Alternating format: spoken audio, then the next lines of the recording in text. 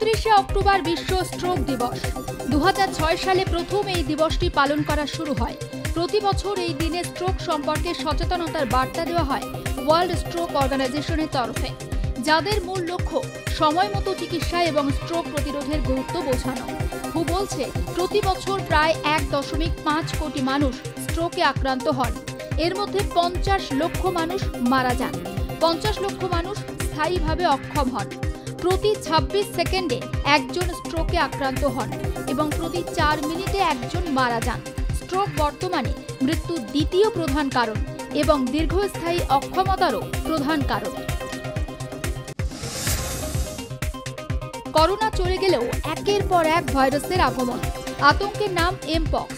আমেরিকার নানা দেশে ছড়িয়ে পড়েছে মাঙ্কিপক্সের নতুন ভ্যারিয়েন্ট ক্লেড 1। ইউরোপের বেশ কয়েকটি জায়গায় ছড়াচ্ছে এই clade 1 strain. Portugal, Spain, Italy এবং নেদারল্যান্ডসের পাশাপাশি মার্কিন যুক্তরাষ্ট্রেও স্ট্রেনে আক্রান্তের সংখ্যা মিলেছে। দক্ষিণ ক্যালিফোর্নিয়ায় ইতিমধ্যেই আক্রান্ত বহু মানুষ। শরীরে গ্রন্থিগুলি ফুলে ওঠে। রক্ত সঞ্চালনে বাধা তৈরি হওয়াই মূলত এই রোগের লক্ষণ।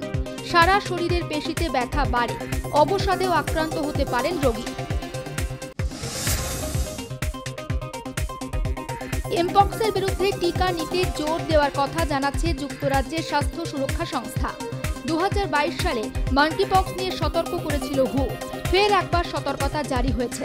একটা সময় মূলত পূর্ব, পশ্চিম এবং মধ্য আফ্রিকার দেশগুলোতে এই রোগ সীমাবদ্ধ ছিল। এমপক্স পশুবাহিত ভাইরাস। পশু দেহ থেকে মানুষের শরীরে সংক্রমিত হয়। রোগের উপসর্গ অনেকটা চিকেন পক্সের মতোই। সারা শরীরে ছোট বড় র্যাশ, ফুসকুড়ি, জলফোস্কার মতো পড়ে। কানাডাতে বাড়াচ্ছে হামের প্রাদুর্ভাব।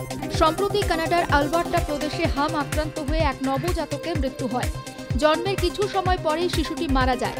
হু 2030 সালের মধ্যে হাম পুরোপুরি নির্মূল করার জন্য প্রতিশ্রুতিবদ্ধ হয়। 1998 সালে কানাডাও এই লক্ষ্যে এগিয়ে যায়, কিন্তু ধীরে ধীরে টিকার হার কমে যাওয়ায় কানাডা ক্রমশ পিছিয়ে আসছে তাদের লক্ষ্য থেকে।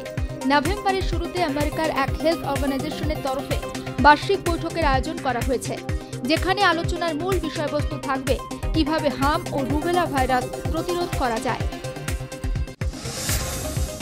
মার্কিন যুক্তরাষ্ট্রে FDA এর অনুমোদন পেয়ে গেল এলিনজেন্ট নামে এক ওষুধ। নভেম্বরের শুরুতে লিনকুয়েট ব্র্যান্ডের মাধ্যমে মার্কিন যুক্তরাষ্ট্রে পাওয়া যাবে এই ওষুধ। মেনোপজ ঋতুচক্র স্থায়ীভাবে বন্ধ হয়ে যাওয়াকে নির্দেশ করে।